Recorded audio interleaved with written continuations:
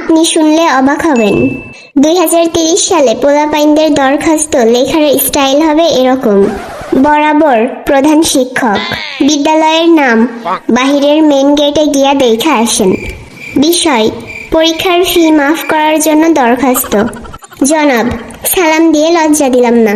কথা হয়েছে গিয়া, বাপে আমারে 5,000 টাকা দিছিল ফি দেওয়ার জন্য।